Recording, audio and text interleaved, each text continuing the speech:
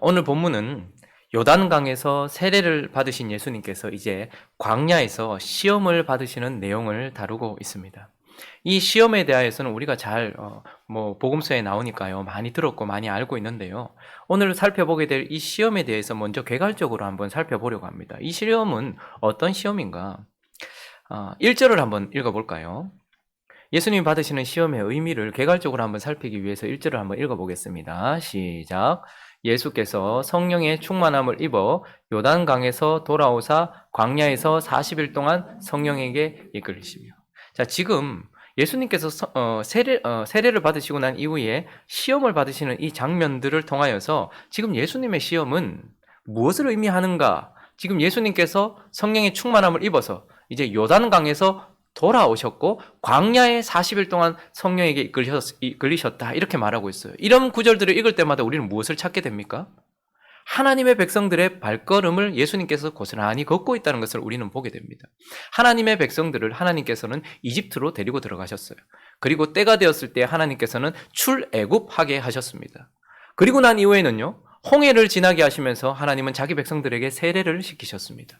그리고 나서는요, 하나님에 의하여서 구름 기둥과 불 기둥, 그분에 의하여서 광야로 인도함을 받았고 40년 동안 광야에 있었습니다. 그런데 그 하나님의 백성들이 걸어갔던 그 길을 고스란히 지금 예수께서 걷고 계시다는 것을 보게 됩니다. 우리가 나누었던 것처럼 예수님께서 헤롯 때문에 어떻게 됩니까? 애굽으로 피신을 하셨고 때가 되었을 때 애굽에서 어떻게 해요? 자기 백성들이 출애굽한 것처럼 예수님께서는 출애굽하셨습니다. 그리고 난 이후에 이어지는 본문이 무엇이었습니까? 요단강으로 이끌림 바 되었고 거기에서 자기 백성들이 세례를 받으시듯 요단강에서 세례를 받으셨어요. 그리고 오늘 본문이 뭐라고 말합니까? 성령의 충만함을 입어 요단강에서 돌아와서 이제 어디요? 자기 백성들이 광야로 40년 동안 들어갔던 것처럼 예수님께서도 광야에 들어가셔서 40일 동안 시험을 받으시는 것을 통하여서 이 시험은 예수 그리스도께서 실패하신 자기 백성과 하나 되어서 실패한 자기 백성들을 대신하여 받고 계시는 자기 백성들을 위한 시험이다라는 것을 우리는 알게 됩니다. 그리고 또 하나는요. 오늘 이 시험은 또 무슨 시험인가? 바로 이 시험은 바로 실패한 첫사람 아담이 받았던 것과 똑같은 시험을 지금 실패했던 아담이 받았던 시험과 똑같은 성격의 시험이다라는 것을 우리는 보게 됩니다. 첫사람 아담이 시험 받았던 장면에서 그 시험을 한마디로 한 줄로 요약한다면 창세기 3장 6절이 이렇게 말하고 있는데요. 한번 읽어볼까요? 시작. 여자가 그 나무를 본즉 먹음직도 하고 보암직도 하고 지혜롭게 할 만큼 탐스럽기도 한 나무인지라 여자가 그 열매를 따먹고 자기와 함께 있는 남편에게도 주매 그도 먹은지라. 한마디로 첫사람 아담에게 있었던 시험은 바로 선악과의 열매였어요. 근데 그 선악과의 열매를 좀 풀어서 말해본다면 이 시험은 먹음직도 하고 보암직도 하고 지혜롭게 할 만큼 탐스럽기도 한 이 세 부분으로 이렇게 나눠져요. 자, 이것을 우리가 이해하기 쉽도록 요한 사도가 요한 1서에서 이렇게 말하고 있는데요. 요한 1서 2장 16절을 한번 읽어볼까요? 이렇게 정의해 볼 수 있습니다. 시작. 이는 세상에 있는 모든 것이 육신의 정욕과 안목의 정욕과 이생의 자랑이니 다 아버지께로부터 온 것이 아니요 세상으로부터 온 것이라. 자, 요한은 육신의 정욕이라고 정리하고 있습니다. 선악과는 어땠다고요? 처음에? 먹음직도 하고 무엇입니까? 육신의 정욕. 그리고 또요. 보암직도 하고 안목의 정욕. 그리고 지혜롭게 할 만큼 탐스럽기도 하다. 무엇입니까? 나를 지혜롭게 해서 높이는 이생의 자랑. 이렇게 정의해 볼 수 있는 것이죠. 자, 그런데 오늘 예수님께서 받으시는 오늘 본문으로 돌아와 보시면 예수님께서 받으시는 시험.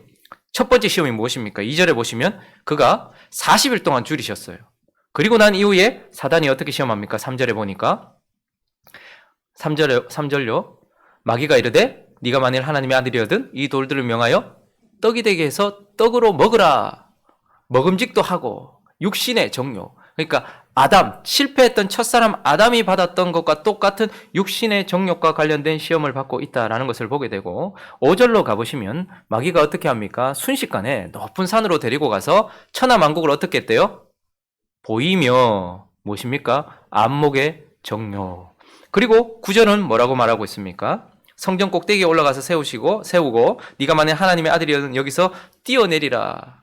뭡니까? 성전에서 높은 곳에서 뛰어내려 초자연적으로 하나님의 어떤 은혜를 입는다면 사람들에게 높아지겠죠. 이생의 자랑. 그러니 지금 예수님께서 받으시는 이 시험은 바로 실패한 첫사람 아담이 받았던 것과 똑같은 시험을 지금 받고 계신다라는 것을 보게 되는 것입니다. 자, 그러니 정리를 해본다면 예수님께서 시험을 받으시는 이 시험은 결국 실패한 자기 백성들을 대신해서, 그리고 실패했던 아담이 받았던 시험과 똑같은 시험을 다시 거치심으로써 그 시험에 하나님께서 성공하시고 예수 그리스도께서 승리하셔서 자기 백성들에게 다시, 실패하고 넘어져 있는 자기 백성들에게 승리를 다시 주시기 위하여 받으시는 시험이요. 또 하나는요, 이 시험을 통하여서 여전히 시험받고 있는 자기 백성들에게 본보기를 보여주시고 바른 길을 제시해 주시고 교훈을 주시기 위하여 받으시고 있는 시험이다라는 것을 우리가 살펴볼 수 있습니다.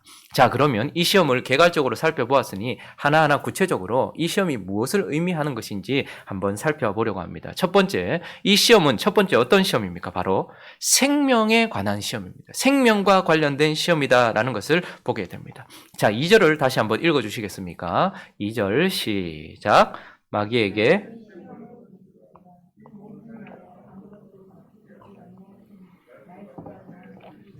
자, 날수가 다 했다. 며칠이 지났습니까? 40일을 줄이셨습니다. 그러니 지금 우리는 단순히 남이 굶는 거는 별것 아닌 것처럼 생각해요. 여러분 이틀만 굶기면 막 화내시고 막 짜증내시면서 예수님이 40일 굶었다는 것에 대해서는 아이고 배고프셨겠다 이 정도로 생각하는데, 사실은 지금 예수님이 40일을 줄이셨다는 것은 죽음 앞에 서 있다라는 거예요. 제 주변에 40일 금식 기도를 하신 분이 계신데 거의 죽음이죠. 그런데 40일을 끝내고 나서 죽을 뻔하셨던 분도 계시고, 그리고 또 어떤 분은 20일 후반대로 넘어가시면서 실제로 이제 돌아가신 분도 계시고 그렇습니다. 그러니 사실 40일 동안 줄였다라는 것은 아이고 배고프시겠다 이게 아니라 죽음 앞에 서 있는 상황이었습니다. 자, 그런데 그때에 다 끝나고 나서, 금식이 끝나고 나서 3절에 보니까 마귀가 뭐라고 말하는 것입니까? 네가 만일 하나님의 아들이거든, 네 하나님의 아들이잖아, 이 돌들에게 명하여 떡이 되게 하라. 그러니까 떡으로 만들어서 떡을 먹고 살아라. 그러니까 지금 사단은 무슨 얘기를 하고 있는 것입니까? 죽음 앞에 서 있는 예수님께서 네가 살기 원한다면, 죽지 않으려면, 죽기 싫으면, 살려면 먹으라라고 말하고 있는 거예요. 그러니까 생명이 어디에 달려있다는 거예요? 떡을 먹는 거에 달려있으니 너는 떡을 만들어 먹으라라고 생명과 관련된 이야기, 살기 위해 어떻게 해야 되는가에 대하여 지금 사단이 말하고 있습니다. 그러나 우리가 첫사람 아담에게 하나님께서 생명과 관련된 말씀을 주실 때에 2장 16절을 가보실까요? 자, 사람이 어떻게 계속해서 살며 사람이 어떻게 생명을 계속해서 유지하는가? 하나님도 똑같이 먹으라라고 말씀하세요. 그게 먹는 문제와 관련이 있습니다. 16절, 17절 읽습니다. 시작.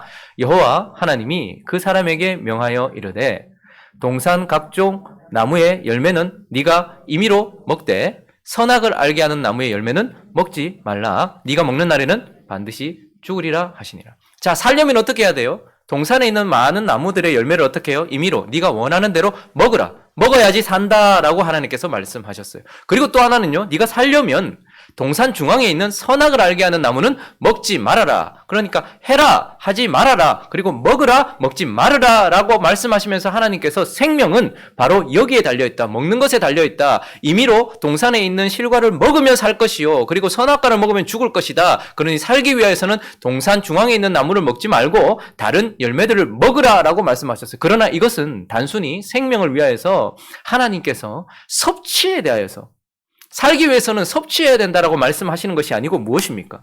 결국 하나님이 말씀하신 대로 순종함에 생명이 달려있다라고 말하는 것입니다. 그러니 과일 자체에 생명이 있고 선악과 자체에 죽음이 있는 것이 아니라 이것을 먹으면 살고 이것을 먹으면 죽는다라고 말씀하신 하나님의 말씀, 그것이 바로 생명이고 그 말씀대로 우리가 행할 때에 내가 생명을 가지게 된다라는 것이죠. 그런데 오늘 사단은 뭐라고 말하고 있습니까? 죽지 않으려면, 살고자 하면 너는 너의 가진 모든 것들, 네가 하나님의 아들이잖아. 그러니 네가 가진 모든 은사들과 네가 가진 모든 능력을 가지고서 떡을 만들고 그 떡을 먹음으로써 네 생명을 유지해라라고 말하고 있는 것이죠. 그러니 지금 사단은 우리 인류에게 있어서, 사람에게 있어서 가장 중요한 문제를 놓고서 시험하고 있는 것입니다. 우리에게 있어서 가장 중요한 것은 생명이에요. 그런데 이 생명이 어떻게 해요? 사단은 우리에게 생명은 떡에 달려있고 떡을 먹는 것에 달려있으니 너희는 모든 힘과 정성과 노력과 너의 은사를 사용하여서 떡을 만드는 것에 너희 삶을 들여라 라고 말하고 있는 것이죠.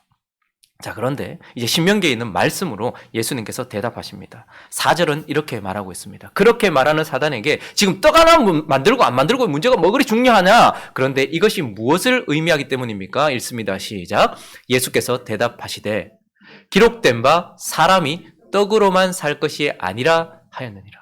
그러니 지금 그는 간파하고 이렇게 말씀하고 있는 거예요. 야, 떡을 먹고 안 먹고가 생명이 달려있는 것이 아니라 먹으라 먹지 말라 말씀하신 하나님의 말씀에 순종하고 순종하지 않는 것에 생명이 달려있는 것이니라 라고 말하면서 본질을 깨닫게 하시면서 우리가 무엇을 해야 되는지, 그러므로 우리의 삶은 있는 힘과 모든 것들을 다하여서 떡을 만드는데 내가 먹을 것을 만드는데 내 삶을 채울 것을 만드는데 써서 그것을 먹음으로써 생명을 얻는 것이 아니라 내 모든 힘과 정성을 다하여서 뭐죠? 하나님의 말씀을 그대로 살아내기 위해 애쓸 때의 생명이다 라고 말하고 계시면서, 그래서 요한복음 4장에서 예수님은 이렇게 말씀하십니다.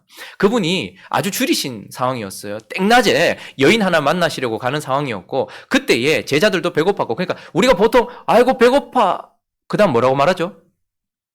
아 배고파 죽겠다 이렇게 말하잖아요. 그건 사실이에요. 배고프면 잠을 하면 죽습니다. 자, 그런 상황에서 제자들이 먹을 것을 사러, 지금 예수님은 한 영혼을 바라보고 가시는데 지금 제자들은 거기 가는데 너무 좀 불평도 생겼겠죠. 왜 대낮에 이렇게 가시나, 사람 움직이지도 않는데, 그리고 왜 사마리아로 들어오시나. 근데 그 동네에 이제 먹을 것을 사러 들어간 상황이었습니다. 자, 그런데 이때에 31절 한번 볼까요? 그 사이에 제자들이 청하에 이르되 라삐어, 먹을 거 갖고 온 거예요. 야, 라삐어 잡수소서, 배고프시죠? 잡수소서. 자, 계속 읽어보겠습니다. 이르시되 내게는 너희가 알지 못하는 먹을 양식이 있느니라. 제자들이 서로 말하되 누가 잡수실 것을 갖다 드렸는가 하니 예수께서 이르시되 나의 양식은 나를 보내신 이의 뜻을 행하며 그 일을 온전히 이루는 것이니라. 예수님께서 뭐라고 말씀하십니까? 나의 양식, 너희가 알지 못하는 양식, 너희가 소화했던 양식, 진짜 우리를 살게 하는 생명은 하나님의 뜻이다. 하나님의 말씀이다. 그리고 정말 그것이 뭐죠? 나에게 그 생명이 내게 양식이 되어서 순종으로 인하여서 나를 보내신 이의 뜻을 행하는 것으로 말미암아서 어떻게 해요? 내가 산다라고 말하고 있는 것입니다. 그러니 예수님께서는 살기 위하여서, 마귀는 우리에게 말합니다. 너 살려면 먹어야 돼. 그러니 네가 가지고 있는 모든 힘과 정력을 사용하여서 떡을 만들고 그 떡을 먹어 너의 삶을, 생명을 유지하여라 라고 말하는 것 때에 예수님은 사람이 살고 죽는 생명은 하나님의 말씀과 그 말씀에 순종하는 것에 있으니 너희의 모든 힘과 정성을 다하여서 하나님의 말씀에 순종하는 삶을 살아라 이렇게 말하고 있는 것입니다. 그러므로 이 시험을 통해서 하나님은 우리에게 뭘 가르쳐주고 계십니까? 여러분, 사람이 직장 생활을 한다, 먹고 살기 위해서 다 용서되는 것 중에 하나가 무엇이냐면 먹고 살기 위해서 하는 일은 다 용서가 됩니다. 먹어서 살기 위해서 하는 일은 다 용서가 됩니다. 그리고 도둑질을 했거나 살인을 했더라도 저 사람이 너무 배고파서 했다라고 말하면 어느 정도 용납이 됩니다. 그래서 우리도 모르는 사이에 은연중에 우리의 모든 가장 중요한 것 중에 하나는 내가 떡을 먹는 것이요, 내 자식들 떡을 먹이는 것이요, 내 자손들에게 떡을 먹이는 것이라고 생각하여서 내 모든 힘을 다하여서 떡을 만드는 것, 그리고 그 떡을 먹는 것이 생명과 관련이 있다고 생각합니다. 그러나 하나님은 우리에게 말씀하십니다. 아니다. 네가 해야 되는 모든 가장 중요한 것 중에 하나는 네 모든 힘을 다하여서 말씀을 순종하는 것, 말씀에 순종하는 것, 그것이 너에게 생명을 준다라고 우리에게 가르쳐주고 있는 것입니다. 자, 그리고 이제 이어지는 시험 속에서 또 이 시험을 통해 하나님은 우리에게 뭘 가르쳐 주시는가? 두 번째는요, 이 시험은 사명에 관련된 시험이다라는 것을 보게 됩니다. 자, 이 시험이 끝나고 나서 5절을 한번 읽어보시면요, 있습니다. 시작. 마귀가 또 예수를 이끌고 올라가서 순식간에 천하만국을 보이며. 자, 마귀가, 이제 사탄이 이제 예수님에게 뭐를 보여주었습니까? 천하만국, 어떻게 환상을 통해 보여줬든지 어떻게 보여줬겠죠. 높은 산에 올라가서 보여줬어요. 그런데 이 순간 천하만국은 사실 뭘 의미하는 것입니까? 예수님께서 이 땅에 오신 목적이 뭐예요? 천하 만민을 구원하기 위하여 오신 것입니다. 예수님께서 이 땅에 몸을 입고 오신 이유가 뭐예요? 결국은 이 천하 만국을 위하여서 오신 것입니다. 그러니 사단은 지금 순식간에 예수님에게 그가 해야 될 사명, 그가 추구해야 될 목표 혹은 비전을 보여줬다라고도 볼 수 있는 것입니다. 자, 그런데 마귀가 첫사람 아담에게도 이러한 역사를 일으켰다라는 것을 보게 돼요. 우리 창세기 3장 5절로 가보시면요. 마귀가 찾아와서 뱀을 통하여서 사단이 아담과 하와에게 이렇게 말했습니다. 자, 읽어볼까요? 시작. 너희가 그것을 먹는 날에는 너희 눈이 밝아져 하나님과 같이 되어 선악을 알 줄 하나님이 아십니다. 지금 마귀가 뭘 제시했냐면 너희가 하나님같이 하나님처럼 되어야 된다라는 것을 제시하고 있어요. 그런데 사실 이걸 얼핏 들으면 마귀가 지금 아담과 하와, 첫사람 아담이 추구해야 될 사명과 목표, 비전처럼 보이게 합니다. 왜냐하면 야, 생각을 해봐. 하나님이 모든 피조물 중에 너희를 가장 마지막에 만드시면서 그의 생기, 그러니까 그의 생명이 달려있는 성령, 생기를 불어넣으셨고, 그리고 너희가 그래서 생령이 되었으며 너희는 하나님의 형상으로 지음받았으니 너희는 뭐지? 하나님의 자녀잖아. 그러니 하나님의 자녀된 너희에게 하나님의 생기를 가지고 하나님의 형상을 담고 있는 너희가 이제 해야 되는 것, 너희가 추구해야 될 최종 목표가 뭐냐? 하나님처럼 되는 거야. 그리고 하나님이 에덴 동산에 너희를 왕으로 세우셨잖아. 하나님이 하늘을 통치하셔. 땅도 통치하시는데 하나님이 너를 땅의 에덴의 왕으로 세우셨어. 그러니 너희는 이 땅에서 뭐처럼 되어야 돼? 하나님처럼 되어야 돼 라고 말하면서 아담에게 그의 비전이 아담이 하나님처럼 되는 것이 비전인 듯 그 비전을, 목표를, 사명을 쓱 제시한 것입니다. 얼핏 보면 맞는 것 같아요. 우리는 하나님의 형상을 담고서 하나님의 성령을 가지고서 에덴을 통치하는 하나님처럼 되어야 되는 것 같아요. 그러나 자세히 들여다보면 우리는 하나님처럼 되어야 될 자들이 아니라 하나님의 아들의 형상을 본받는 자, 하나님의 아들처럼 되어야 했습니다. 그리고 우리는 이 땅에서 하나님처럼 왕이 되는 것이 아니라 내 것이 아닌 것을 받아서 내 것처럼 통치하여 하나님께 영광을 올려드리는 청지기가 되어야 했습니다. 그런데 사단은 얼핏 보면 맞는 것 같은 그들이 추구해야 될, 여러분 아담이 진짜 하나님처럼 되고 싶은 어떤 교만한 마음도 있었을 거예요. 마음대로 하고 싶은. 그러나 이 순간 이 사단의 말에 이렇게 적극적으로 아멘 할 수 있었던 것은 그래 맞아. 이것이 우리의 사명이지 라고 받아들여지기 때문일 것입니다. 오늘 천하 만국의 구원을 위해 오신 예수 그리스도에게, 그래서 그것 때문에 자기 백성과 하나가 되시고 지금 40일 동안 줄이시면서 그 사역을 시작하려고 하시는 예수님께 천하 만국을 보여준 그 순간 우리는 얼핏 보면 그래 예수님의 목표지, 예수님의 비전이지, 천하 만국을 구원하는 것이 예수님의 목표지 라고 보여지는 것이죠. 그런데 어떻게 됩니까? 사실은 창세기에서도 하나님처럼 되는 것이 아니라 하나님의 아들처럼 되는 것, 왕처럼 되는 것이 아니라 청지기처럼 되는 것이 그러한 것처럼 지금 또한 예수님께서 이 땅에 오신 목적, 그분의 비전은 결국 8절에 이렇게 말씀하고 있습니다. 예수님께서 또 신명기 말씀을 가지고 말씀을 하시는데 읽습니다. 시작. 예수께서 대답하여 이르시되 기록된 바 주 너의 하나님께 경배하고 다만 그를 섬기라 하였느니라. 내 목표는 천하 만국을 얻고 구원하는 것이 목적이 아니고 하나님이 나를 보내셨고 하나님이 가라 하신 그 길이 있기 때문에 나는 하나님께 경배하기 위하여서 사실 이곳에 서 있는 것이다. 다만 그를 섬기기 위하여서 내가 여기 온 것이지 만국 자체가 내 비전이나 내 목표나 내 사명이 아니다 라고 하나님의 아들 예수 그리스도께서 그렇게 말씀하고 있는 것입니다. 그러니 사단은 지금 예수님에게 주어진 사명, 그의 삶, 여러분 사람에게 있어서 제일 중요한 것은 생명입니다. 그리고 두 번째는 무엇일까요? 일이에요. 이 사람이 뭘 위해 살아가는가? 그런데 그 사명을 흐트리고 있는 것이죠. 잘못된 목표를 주고 있는 것입니다. 자, 그런데 오늘 이 교묘한 사단은 잘못된 목표, 잘못된 비전, 사명만 왜곡하는 것이 아니고요. 그 잘못된 목표를 이루기 위한 잘못된 방법, 그러니까 길까지, 잘못된 더러운 길까지 제시하고 있다라는 것을 우리는 보게 됩니다. 자, 7절을 한번 볼까요? 자, 천하 만국이 사실 비전도 아니지만 어쨌든 자, 그것을 얻으려면 7절 읽습니다. 시작. 그러므로 네가 만일 내게 절하면 다 네 것이 되리라. 천하 만국을 얻을 수 있는 지금 길을 제시하고 있어요. 뭐라고요? 거짓말을 시키죠. 이거 다 내게 넘겨주었다.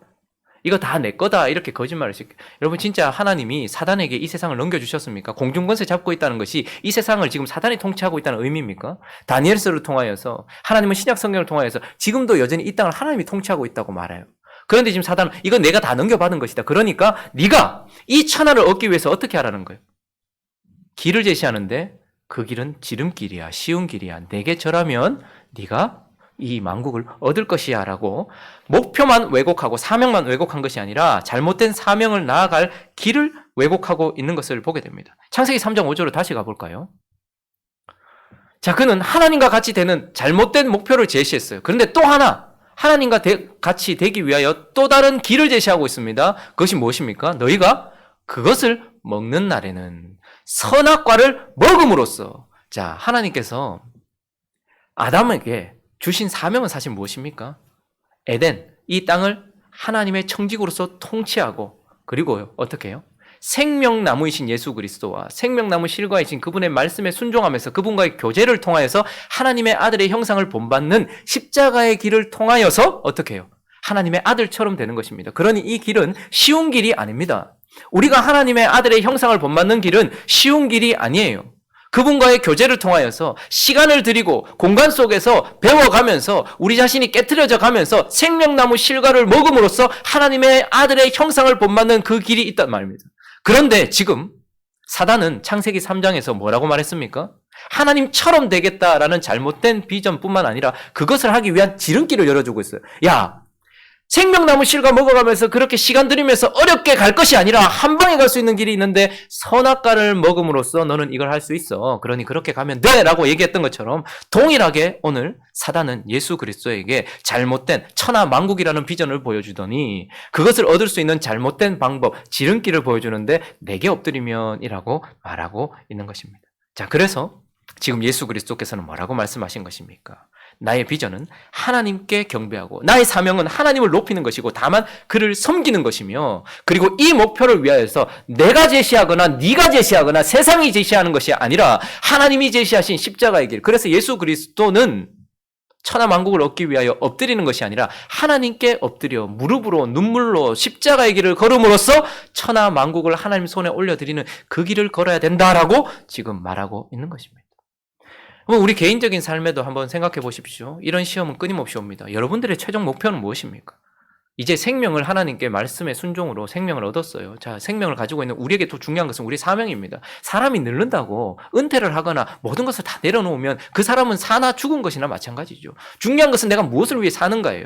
그런데 사단이 우리에게 무엇이라고 시험하는지를 말해주고 있습니다. 여러분의 이제 목표가 무엇이 되셨습니까? 좀 더 넓은 집으로 가는 것? 좀 더 편안한 삶을 사는 것? 이제 여성을 누리는 것? 이런 목적이 우리가 가지고 있는 목표입니까? 개인적인 것은 여러분들이 각자 생각해 보십시오. 나는 지금 뭘 사명으로 생각하고 있는가? 교회적으로 한번 생각해 볼까요?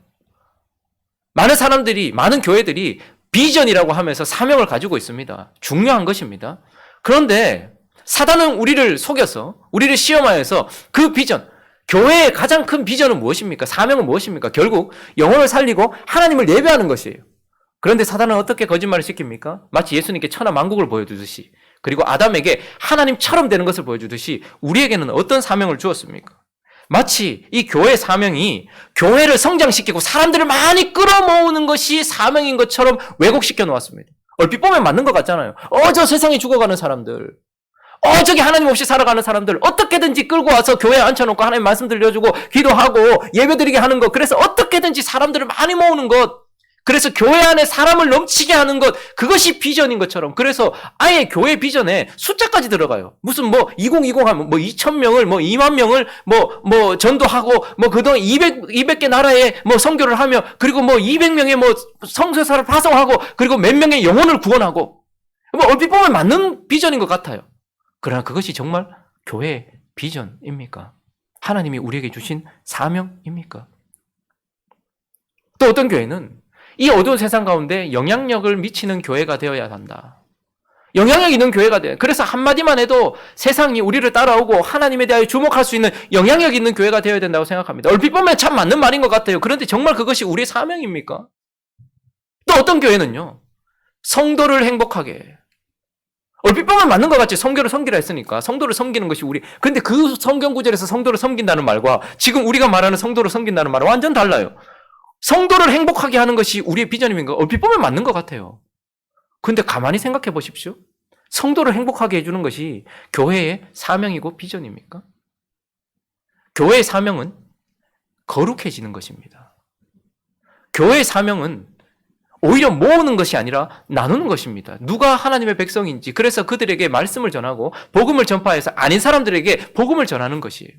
교회의 사명은 성도들을 행복하게 해주는 것이 아니고 하나님께 예배드리는 것이 교회의 사명입니다.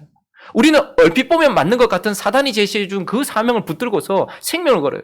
그래서 그런 잘못된 왜곡된 비전을 가지고서 또 사단이 왜곡해놓은 그 방법을 추구해요. 전도를 많이 하기 위해서, 사람들을 많이 끌어모으기 위해서. 전도는 정확하게 우리 자신이 그리스도의 편지요 향기입니다. 그래서 나 자신이라는 인격을 통하여서 도를 전해야 돼요. 예수 그리스도를 내 입을 통하여서, 내 삶을 통하여 보여주며 전하여서 그 인격에게, 그 인격 대 인격으로 예수 그리스도를 전하는 것이 전도입니다. 그런데 이건 참 힘든 방법이에요. 오랜 시간도 걸리고요. 그리고 전도의 가장 중요한 것 중에 하나는 그 영혼을 놓고 기도하는 거예요. 하늘을 열어야지 입술이 열리고, 하나님께서 저 사람을 열어야지 전도가 되잖아요. 그런데 쉬운 방법. 이 사람들이 좋아하는 연예인이나 영향력 있는 사람들 앞에 세워놓고 감동적인 말 몇 마디 하면서 끄적끄적거리면서 등록카드 기록하면 많은 사람들이 왔다는 거죠. 그러니 잘못된 방법으로 전도하고 있어요. 영향력 있는 교회가 되어야 된다. 영향력은 거룩한 영향력이어야 되는데 돈 많이 가지고서 선한 일 많이 하면 세상은 좋아하죠. 그러니 그런 식으로 잘못된 방법으로 또 사명을 감당한다라고 얘기하면서 잘하고 있다고 말해요. 그리고 성도를 행복하게, 성도가 행복한 그날까지 최선을 다한대요. 그러니까 잘못된 비전을 가지고 있으니까 어떻게 합니까? 예배는 거룩하잖아요. 찬송은 누구께 드리는 겁니까? 하나님께 드리는 거예요. 멜로디가 좋은지 안 좋은지, 그리고 내가 오늘 지금 마음에 감동이 있는지 없는지 그게 중요한 게 아니고 이 찬송을 하나님께 올려드리는 거예요. 기도는 누구께 하는 거예요? 하나님께 하는 거예요. 자, 예배 중에 설교는 누구한테 하는 거예요? 사람들에게 하는 거예요. 근데 방향이 다 틀렸어요. 찬송을 어떻게 합니까? 사람들이 좋냐 안 좋냐 거기에 달려있어요. 성도를 행복하게 해야 되니까. 기도도요. 사람들한테 어떻게 잘 들리나 그렇게 기도하고 있어요. 설교는요. 안 듣고 있죠. 그냥 넘어가는 거죠. 성도를 행복하게 라는 그런 잘못된 비전. 그래서 그것을 하기 위해서 어떻게 합니까? 이제 예배가 공연이 되고 쇼가 돼요. 그래서 감동이 있도록 만드는 것이죠. 그러니까 영감이 있고 성령에 충만한 예배가 아니라 감동이 있고 재미가 있는 예배가 되어져 버리는 것이죠.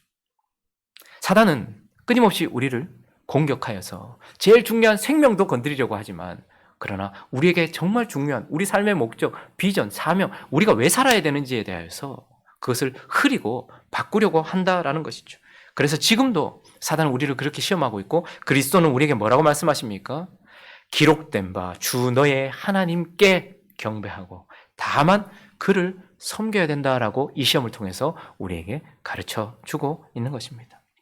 그리고 오늘 또 한 가지 시험, 이 시험은 무엇과 관련된 시험인가? 세 번째는 바로 관계에 관한 시험, 관계와 관련된, 특별히 하나님과의 관계와 관련된 시험이다라는 것을 우리에게 말씀해 주고 있습니다. 자, 두 번째 시험을 마무리하고 세 번째 시험으로 넘어가면서 9절에 보면 또 이끌고 예루살렘으로 가요. 자, 예루살렘 하면 하나님이 임재하시는 도성이에요. 그리고 거기다가 어디로 갑니까? 성전으로 가요. 꼭대기에 올라가요. 그러니까 하나님이 계시는 곳, 그러니까 하나님의 임재하는 장소로 그가 데리고 갑니다. 그리고 거기서 뭐라고 말합니까? 네가 만일 하나님의 아들이거든 여기서 뛰어내리라 라고 말하고 있어요. 여러분, 도대체 이게 무슨 시험이에요? 그랬더니 예수님께서는 10절에 이렇게 말합니다. 하나님이 예수님이 아니죠. 10절에 이렇게 얘기하면서 뛰내리라 이렇게 이야기 안 하고 10절에 뭐라고 얘기합니까? 이제 하나님의 말씀을 딱 가지고 하나님께서 하셨던 말씀을 딱 제시하면서 기록되었잖아. 하나님이 너를 위하여 그 사자들을 명하사 너를 지키게 하시리라 하였고, 또 기록되었잖아. 11절에도 또한 그들이, 천사들이 초자연적으로 손으로 너를 받들어서 네 발이 돌에 부딪히지 않게 하시리라 하였잖아 라고 말하면서 이제 하나님께서 그렇게 말씀하신 부분이 있으니 여기서 뛰어내려라 라고 말하고 있어요. 이거 지금 뭐 하고 있는 겁니까, 마귀가? 하나님께서 이미 하시겠다 말씀하셨고 하나님과의 관계 속에서 지금 이거 한번 확인해봐라 이렇게 말하고 있는 거예요. 진짜 그런지 확인해봐라. 성전 꼭대기에 하나님이 계신다라고 누구나 생각하는 그 장소에서, 그 꼭대기에 위태로운 상황 가운데서 하나님이 하셨던 말씀에 맞는지 아닌지 한번 확인해봐라 이렇게 말하고 있어요. 자, 그런데 이것은 정확하게 뭘 하고 있는 겁니까? 틈을 벌리고 있는 거예요. 의심을 하게 만드는 겁니다. 첫사람 아담에게도 사단이 했던 행동이 바로 이것인데 3장으로 다시 한번 가보시면요. 뱀이 여호와 하나님이 지으신 들짐승 중에 가장 간교해요. 그래서 그 사단이 뱀을 통하여서 여자에게 물어요. 하나님이 참으로 너희 동산 모든 나무의 열매 먹지 말라. 야, 질문 자체가 보십시오. 그거 하지 말라 했어? 라고 하니까 아니 다 해도 돼 이렇게 대답하게 만들죠. 지금도 마찬가지예요. 사단은 성관계 가지지 말라 했어? 아니 해도 돼. 그런데 남자는 남자끼리 동성끼리는 하면 안 된다 했어. 결혼을 벗어나서 하면 안 된다 했어. 이렇게 그 다음으로 나가게 되죠. 어쨌든 우리 마음속에 사단이 질문을 딱 해요. 하나님이 참으로 너희 동산 나무에 열매 먹지 말라 하더냐? 우리 속에는 뭐라고 대답? 아니 먹어도 돼. 해도 돼 라고 대답을 해요. 자 2절로 넘어가 보면요. 근데 여자가 뱀에게 말하되 우리가 다 먹을 수 있어. 그런데 3절은요. 근데 하나 제약이 있어. 동산나무 중앙에 있는 그 열매는 먹으면 안 된다 하셨어. 자, 그런데 이때 4절 어떻게 합니까? 뱀이 이르되 아니야 라고 틈을 내는 거예요. 하나님이 성관계 가지지 말라 했어. 아니야 다 해도 돼. 누리라고 했어. 이건 하나님께 주신 기쁨이라고 했어. 자, 그런데 동성끼리를 하면 안 된다 하셨어. 그리고 결혼 밖에서는 하면 안 된다고 하셨어 라고 얘기할 때 사단이 어떻게 합니까? 아니야 라고 지금 틈을 내면서 죽지 않아. 5절에 뭐라고 말합니까? 그렇게 하신 이유는 하나님같이 될까봐. 그러니까 하나님이 뭔가 너에게 숨기고 있는 부분이 있어 라고 생각하도록 지금 틈을 내고 하나님에 대한 하나님의 선하심과 하나님이 우리를 향한 어떤 그 마음에 대한 의심을 하게 만드는 거예요. 지금 동일하게 하나님이 뛰어내리면 시편 91편에 말씀하셨잖아. 뛰어내리면 천사들을 통해서 네 발을 잡아줄 거라 말씀하셨으니 뛰어내려봐 라고 말하는 것은 하나님에 대한, 여러분 한번 생각해 보십시오. 사랑하는 두 사람이 결혼을 했습니다. 참 둘이 아름답게 사랑하고 있어요. 그런데 어느 날부턴가 이 여자 주변에, 이 부인 주변에 한 남자가 가까이 와서 그 남자가 이렇게 얘기해요. 한 날은 지금 당신 남편을 내가 어디서 본 것 같은데 지금 회사에 없는 것 같아. 이렇게 얘기를 해요. 확인해봐. 그래? 전화를 해봐요.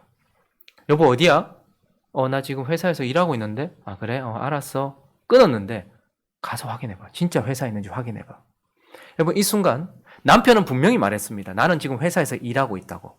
근데 지금 그 옆에 있는 남자가 뭐라고 말합니까? 가서 확인해봐. 이렇게 확인하는 순간 그 남편과 뭐가 생기는 거예요? 틈이 생기는 것이고 그 남편을 의심하게 되는 것입니다. 하나님은 우리에게 분명히 우리를 떠나지 않는다고 말씀하셨어요. 하나님은 우리에게 우리의 모든 길에서 우리를 지키신다고 말씀하셨어요. 하나님은 우리에게 선한 것을 주신다고 말씀하셨어요. 그런데 사단은 지금 위태로운 상황 속에 그 가운데서 지금 40일 동안이나 금식하셨어요. 자기 백성을 대신하셔서 세례를 받으시고 시험을 받고 계세요. 떡을 만드는 시험을 이기셨습니다. 그리고 그 이후에 사명과 관련된 시험을 이기셨어요. 그런데도 지금 하나님께서 하나님의 아들 예수 그리스도를 성전 높은 곳에 홀로 두고 계시는 것 같은 상황 속에서, 그런 위태한 상황 속에서 정말 하나님의 선하심이 맞나? 그래서 이 말씀을 하고 있는 것이죠. 사단은 뭐라고 말하고 있습니까? 하나님에 대한 의심, 하나님의 말씀에 대한 의심, 하나님과의 관계에 대한 의심, 그분이 우리를 향해 가지고 계시는 그분에 대한 의심, 이것을 가지고서 틈을 내면서 관계를 깨트리려고 하고 있는 것이죠. 자, 그래서 12절은 뭐라고 말씀하고 있습니까? 읽어봅니다. 시작. 예수께서 대답하여 이르시되 주 너의 하나님을 시험하지 말라 하였느니라. 저 말도 신명기에 나오는 말씀이죠. 그때에 하나님의 백성들이 하나님의 사랑을 입어서 출애굽하였습니다. 하나님의 백성들이 놀랍게 홍해를 지나면서 모두 다 죽었는데, 이집트는 죽었는데 나는 세례를 받고 살았어요.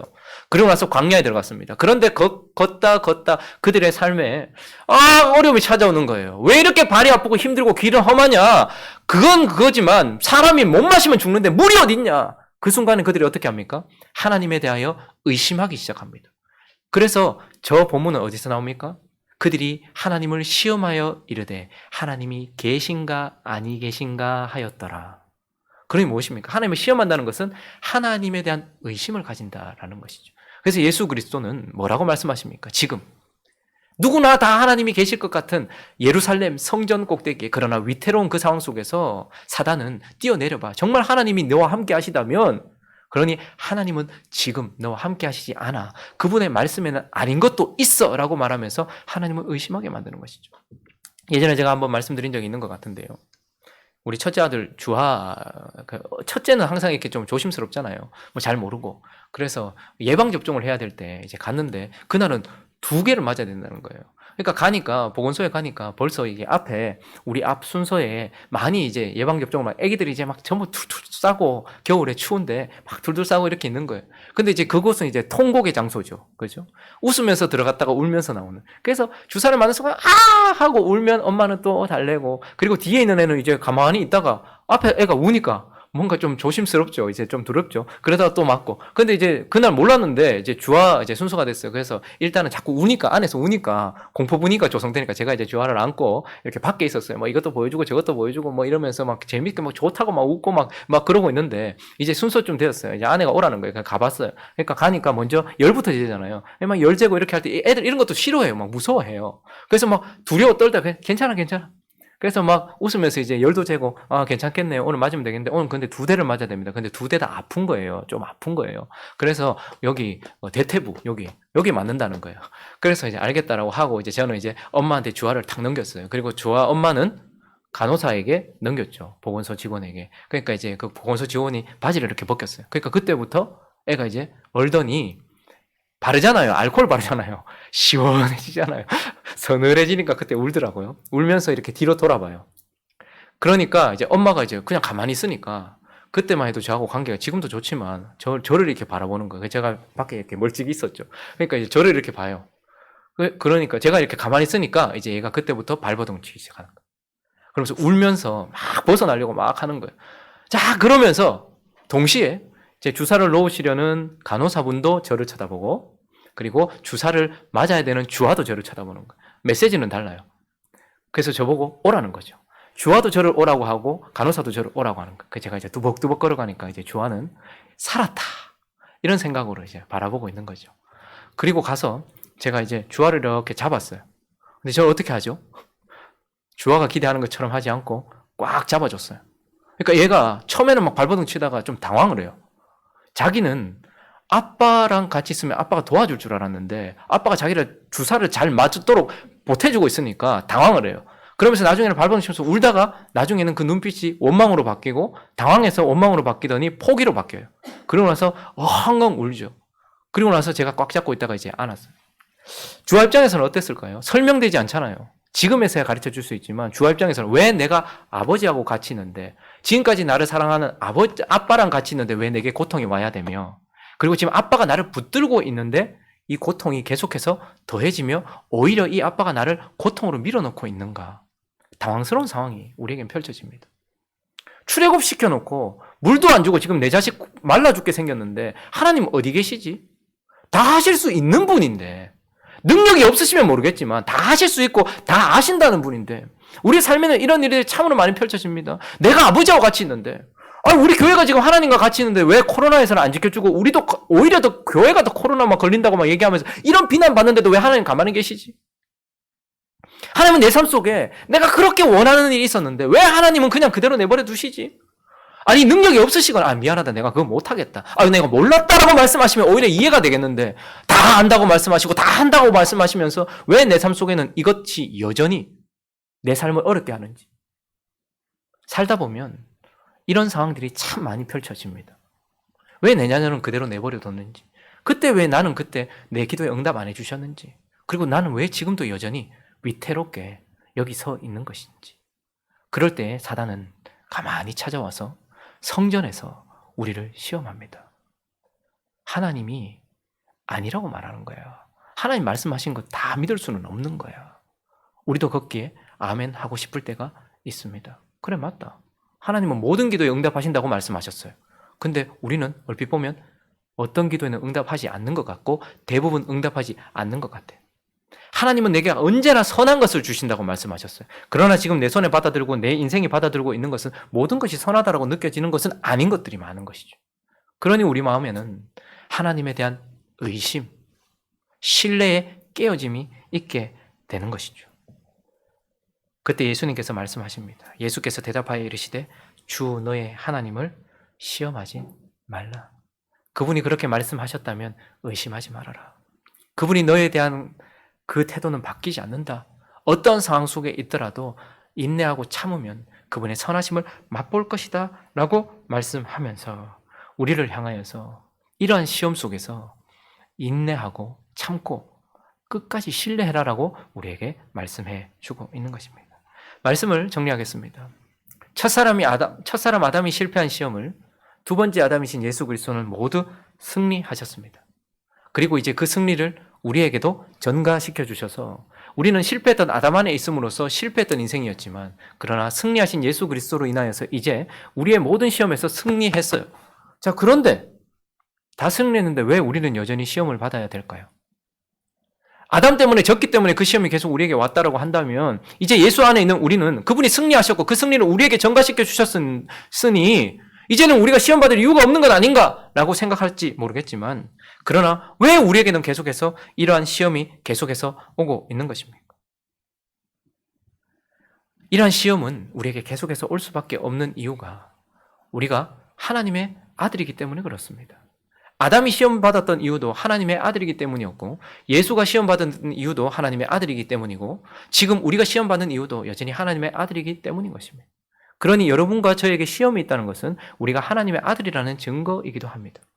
그리고 우리는 예수 그리스도의 제자로서의 그 길을 걸어가기 때문에 그리스도께서 있었던 제자로서의 시험, 그분의 제자로서의 시험이 고스란히 있는 것입니다. 내가 하나님의 아들이요 그분의 제자이기 때문에 우리에겐 시험이 오는 것입니다. 그리고 이런 시험을 통하여서 우리는 뭐죠? 하나님의 아들의 형상을 본받아 갈 수 있도록 하기 위하여서 하나님께서 허락해 주시기 때문에 이러한 시험은 있는 것입니다. 그러나 무엇보다도 이러한 시험, 첫사람 아담이 실패했으나 둘째 아담 되시는 예수 그리스도께서 승리하셨고 이제 그 승리와 그 생명을 우리에게 주셨으니 이제 우리는 이 시험을 통하여서 우리도 예수처럼 승리함으로써 사실 뭐죠? 하나님이 예수의 승리 속에 영광을 얻으신 것처럼 저와 여러분들에게 있는 이 시험 속에서 승리함으로 하나님이 영광받기 위하여서 이 시험은 우리에게 주어지는 것입니다. 그러니 우리의 삶 속에는 언제나 시험이 있다는 것을 기억해야 합니다. 오늘 본문을 다시 보시면 시험이요 1절을 보십시오. 40일 동안 예수님께서 낮은 곳에서 세례를 받으시고 40일 동안 금식하셨어요. 그래서 2절에 보면요. 날수가 다함에 어떠신다고요? 줄이신지라. 시험은 광야에서 내가 가난해졌을 때, 내가 힘이 빠졌을 때, 내가 무너져 있을 때 그때도 시험은 찾아옵니다. 그러나 오늘 5절을 보십시오. 우리를 높은 곳에 데리고 왔어요. 우리는 높은 곳에 있습니다. 그리고 9절은요. 우리는 성전에 있습니다. 그런데 놀랍게도 우리가 높은 곳에 있어도 우리가 성전에 있어도 시험을 받을 수 있습니다. 그러니 낮은 곳, 가난해진 아무것도 없는 광야에서도 시험이 있을 수 있고 그런 상태에 우리가 있어도 시험을 받고요. 우리가 생각하는 것처럼 높은 곳에 가면 없는 것처럼 생각하는데 높은 곳, 성전에서도 심지어 성전에서도 시험은 있다라고 말씀하십니다. 그리고 1절을 다시 가보시면요. 예수께서 어떤 상태십니까? 지금 희빌럭해진 상태십니까? 성령이 충만한 상태십니다. 그리고 2절을 다시 보시면요. 40일 동안 그가 금식하시며 기도하신 거룩한 사역, 거룩한 기도, 거룩한 금식 이 모든 것들을 다 마친 후란 말입니다. 성령 충만하시고 모든 하나님께 드려야 될 의무를 마치신 이후에도 우리에게는 시험이 있을 수 있다라고 말하고 있어요. 그리고 심지어는요. 오늘 마지막 절은 이렇게 말하고 있습니다. 마귀가 모든 시험을 다 한 후에 얼마 동안 떠나니라. 승리했어요. 근데 승리 후에 얼마 동안 떠났다는 말은 곧 또다시 온다는 것이죠. 마귀는 또다시 겟세마네에서 예수를 시험했고 십자가 위에서도 예수를 시험했습니다. 그러니 우리가 광야 낮은 곳에 있든 줄이고 목마르고 힘든 곳에 있든 아니면 높은 곳 성전에서 충만한 곳에 있든 시험이 있다는 것을 늘 기억해야 합니다. 그리고 우리는 내가 하나님께 합당하지 못할 때도 시험이 있겠지만 내가 기도하고 하나님 앞에 성령으로 충만해도 시험이 있을 수 있으며 승리 후에도 시험이 있을 수 있다는 것을 기억하면서 언제나 정결하게 하나님 앞에 서도록 주의해야 한다라는 것입니다. 자, 그래서 그 승리, 그 시험 속에서 우리는 어떻게 해야 됩니까? 오늘 이 본문에 나오는 말씀처럼 그리스도와 같이 성령으로 충만하고 신명기에 나오는 말씀과 같이 그 말씀을 붙들고서 이 시험에 승리하는 삶을 살아서 예수 그리스도께서 승리하심으로 하나님께 영광을 올려드렸듯이 우리 또한 우리의 삶 속에 다가오는 시험 속에 그분을 닮아가고 또 그분께 영광을 올려드리는 그런 삶으로 나아가야 되지 않겠습니까? 2021년도도 한 가지 확실한 것은 그리스도께 있었던 오늘 본문에 있는 시험이 우리에게도 주어질 것이라는 것입니다. 어떻게 하시겠습니까? 승리하심으로써 하나님께 영광 올려드리고 믿음으로 나아가게 해달라고, 나를 붙들어 달라고 하나님께 기도하는 저와 여러분 되시기를 예수 그리스도의 이름으로 축원합니다.